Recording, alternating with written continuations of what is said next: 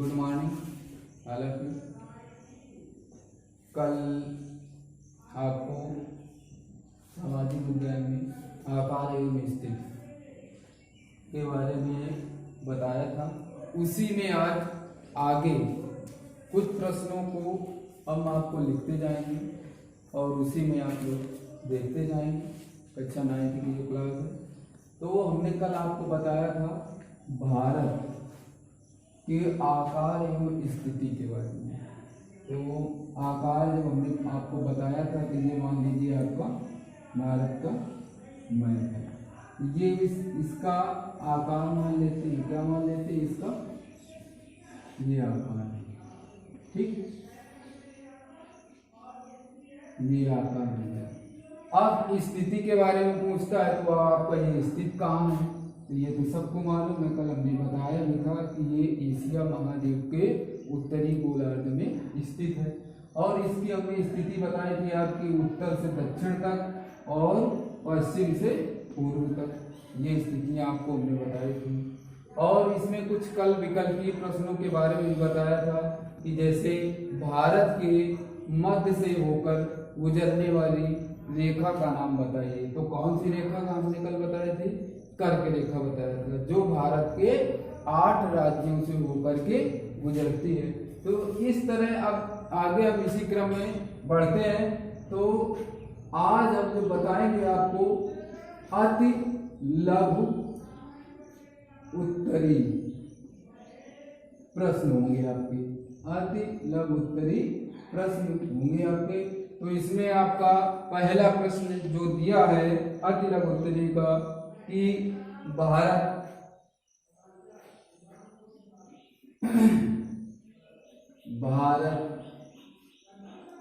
किस गोलार्ध में स्थित है? ठीक, स्थित है। तो आप लोगों को ये हमने बताया था कि भारत इस गोलार्ध में स्थित है, तो इसका आप लोग आंसर देंगे। इस तरह लिखना है आपको, भारत उत्तरी पूर्वी, कभी कभी ये दे देता है उत्तरी पूर्वी गोलार्ध में, उत्तरी पूर्वी गोलार्ध में स्थित है। ये हुआ आपका आंसर पहला, उत्तरी पूर्वी गोलार्ध में स्थित है।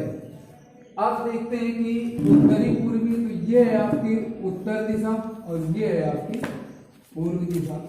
तो उत्तरी पूर्वी ना कि केवल उत्तर में है, ना कि केवल पूर्व में है, ये उत्तर और पूर्व, यानी कि आपकी दिशाएं जो होती हैं वो है आपकी मुख्य रूप से 4। कितनी है? 4। इन 4 दिशाओं की 4 और उप दिशाएं हैं। उन उप दिशाओं में क्या है कि ये उत्तर और पूर्व के बीच की जो हिस्सा आता है ये, तो ये हो गया आपका उत्तर पूर्व, यानी उत्तरी पूर्वी गोलार्ध में स्थित है। अगर इसी में पूछे आपका कि किस महाद्वीप में स्थित है, तो आप महाद्वीप का नाम भी बता सकते हैं। जैसे एशिया महाद्वीप के उत्तरी गोलार्ध में स्थित है, आपके महाद्वीप भी है, 7 महाद्वीप भी। तो इसी क्रम में आगे बढ़ते हैं। अगला प्रश्न है, भारत की स्थली तथा सीमा रेखा, भारत की स्थली, भारत की स्थली तथा सीमा रेखा, तथा सीमा रेखा और महासागरीय सीमा, और महासागरीय सीमा, महासागरीय सीमा रेखा की लंबाई लिखिए, रेखा की लंबाई लिखिए। ये आपका दूसरा प्रश्न है।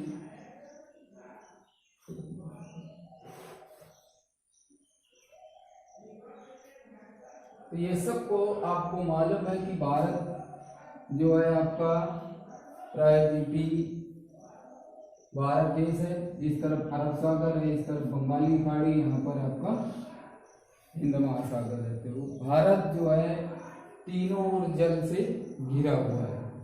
तो जो भाग यानी कि कभी कभी इसमें प्रश्न ये पूछ लेता है कि प्रायद्वीपी किसे कहते हैं या प्रायद्वीपी देश कौन कौन से आते हैं या कौन सा है। तो स्थल का वह भाग जो जल से तीनों ओर से घिरा हो उसको क्या कहते हैं, प्रायद्वीप। तो इसमें पूछ रहा है भारत की स्थलीय तथा सीमा रेखा और महासागरीय सीमा रेखा। तो आपकी ये हिस्सा आपका महासागरीय हिस्सा हो जाएगा आपका भारत में। तो इसकी लंबाई पूछ रहा है, इसकी स्थलीय सीमा पूछ रहा है। तो इसकी स्थलीय सीमा आपकी हो जाएगी भारत की स्थलीय सीमा रेखा। तो इसका प्रश्न देंगे इस तरह, भारत की स्थलीय सीमा रेखा, ठीक, स्थलीय सीमा रेखा 15,200 किलोमीटर। ये आपका एक तो आंसर हो गया आपकी स्थलीय सीमा का, ठीक। अब दूसरा इसका इसी में देंगे महासागरीय सीमा। महासागरीय सीमा, महासागरीय सीमा होगी आपकी 7,516 किलोमीटर, ठीक। ये आपकी रही। इन स्थितियों के बारे में आपको ये और ये इस तरफ अरब सागर, ये बंगाल की खाड़ी और ये आपका हिंद महासागर। तो इस तरह अगर आपसे पूछे कि स्थलीय या सागरीय, तो ये जो इसका ये किनारा तट जो भारत का ये इस तरह देता है, ये तटीय क्षेत्र भी बोलते हैं इसको, और इसको महासागरीय क्षेत्र भी बोलते हैं। तो इस तरह आपका ये स्थलीय सीमा हुआ और ये इसका समुद्र यानी कि महासागरीय तट रेखा का ये लंबाई एवं ये इसकी दोनों हो चुकी। तो ये आपको याद कर लेना है कि इसकी भारत की स्थलीय सीमा रेखा कितनी है और भारत की समुद्र तटीय यानी कि महासागरीय सीमा कितनी है। तो ये आपको समझ में आ गया। सभी लोग इसको नोट करेंगे अपनी फेयर कॉपी में। आते लघु उत्तरीय के आपके ये दूसरा प्रश्न है। अब इसी क्रम में आगे बढ़ते हैं,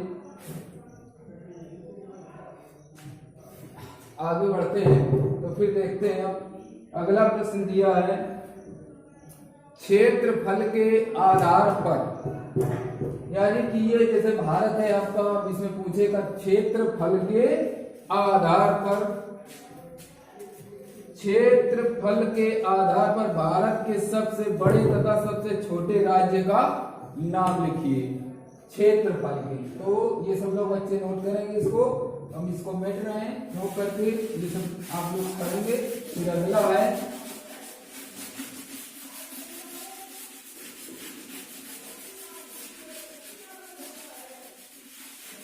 अगले प्रश्न की ओर बढ़ते हैं। क्षेत्रफल के आधार पर, यानी कि क्या तीसरा प्रश्न है आपका, इसे पूछ रहा है क्षेत्रफल के आधार पर, ठीक। भारत का सबसे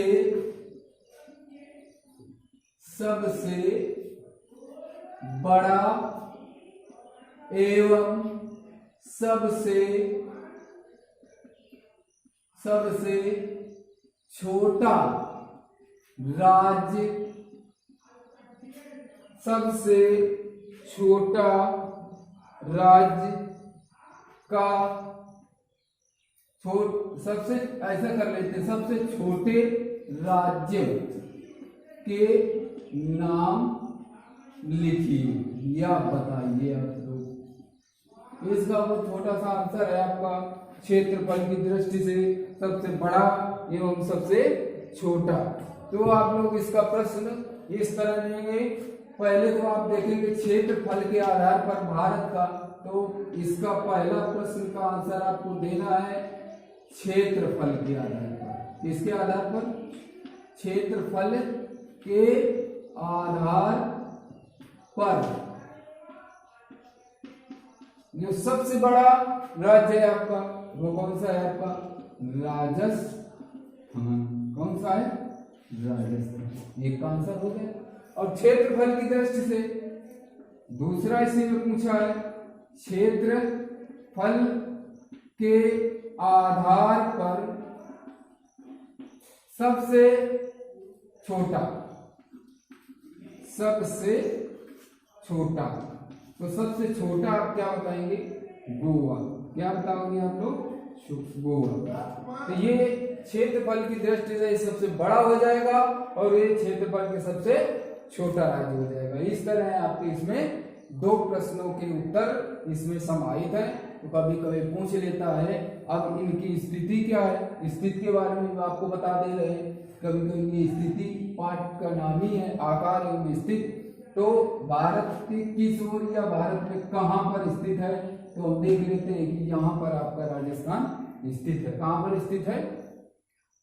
यानी कि उत्तर और ये पश्चिम, उत्तर पश्चिम की दिशा की ओर आपका ये राजस्थान स्थित है, जो भारत का सबसे बड़ा यानी कि क्षेत्रफल की दृष्टि से जाना जाता है। फिर इसके बाद इसी क्रम में आते हैं महाराष्ट्र के नीचे क्षेत्रफल की दृष्टि से सबसे छोटा राज्य है आपका, वो कौन सा है? गोवा है। जो यहाँ पर उसकी स्थिति है गोवा। तो हम अगले प्रश्न की ओर बढ़ते हैं इसी क्रम में।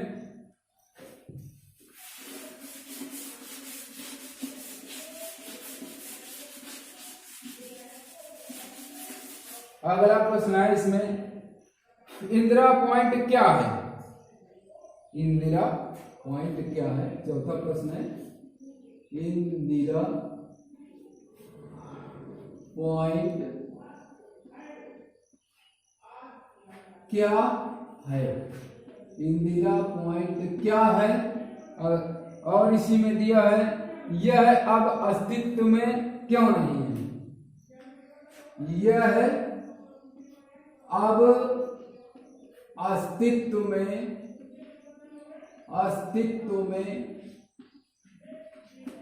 यह अब अस्तित्व में क्यों नहीं है? क्यों नहीं है? ये हमने कल आपको इसमें भारत के मानचित्र में आकार और स्थिति में बताया था कि इंदिरा पॉइंट क्या है और ये इंदिरा पॉइंट आपका स्थित कहाँ है। और इसमें प्रश्न में पूछा है कि इस समय वर्तमान में अस्तित्व में क्यों नहीं है? अस्तित्व में क्यों नहीं है? तो अब आप इसका आंसर, तो यहां पर आपका ये स्थित है अंडमान निकोबार द्वीप समूह। ठीक है, कहां पर स्थित है ये अंडमान निकोबार है। क्या है? अंडमान निकोबार द्वीप समूह। इस अंडमान निकोबार द्वीप समूह में आपका क्या इंदिरा पॉइंट स्थित है।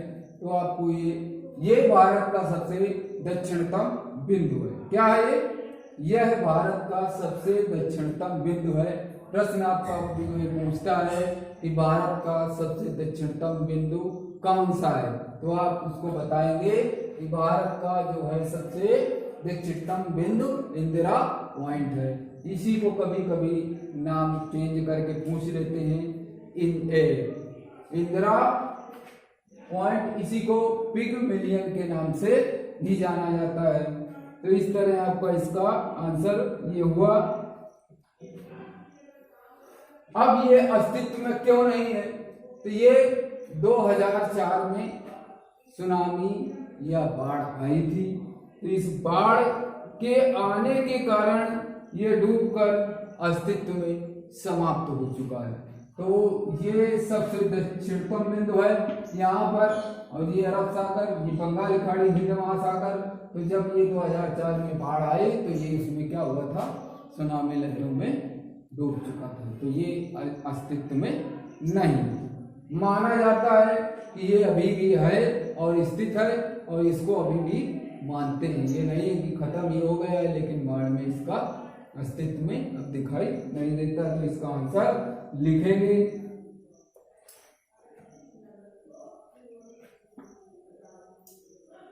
भारत का दक्षिणतम बिंदु, भारत का दक्षिणतम बिंदु इंदिरा पॉइंट है, जो अंडमान निकोबार द्वीप समूह में स्थित है। कहाँ स्थित है? अंडमान निकोबार द्वीप समूह में स्थित है। ये भी आप नोट करेंगे।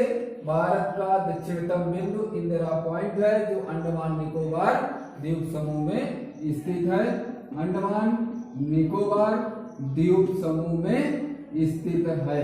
ठीक है, तो ये आपको शॉर्टकट में बता रहे हैं, इसको आप लोग नोट कर लें। फिर इसी में अस्तित्व में क्यों नहीं है, तो क्या हुआ था कि सन 2004 में, ठीक है, सन 2004 में आई सुनामी ने,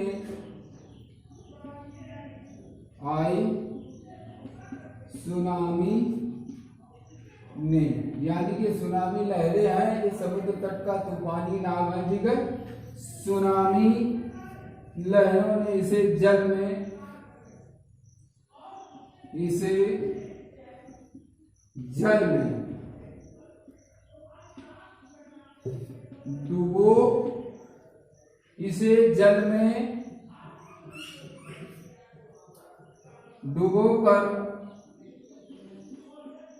डुबो कर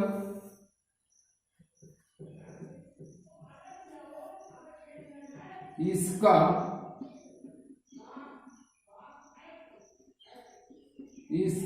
अस्तित्व समाप्त कर दिया था। इसका प्रश्न समझ गए बेटा कि इंदिरा पॉइंट क्या है, यह अब अस्तित्व में क्यों नहीं है। तो इसको एक लाइन में आपको प्रश्न का उत्तर देना है। तो भारत का ये सबसे दक्षिणतम बिंदु है, जो अंडमान निकोबार द्वीप समूह में स्थित है, और ये अस्तित्व में क्यों नहीं है? 2004 में आई सुनामी ने इसे जल में डुबोकर इसका अस्तित्व समाप्त कर दिया था। अब आगे बढ़ते हैं, इसी क्रम में अगला प्रश्न है।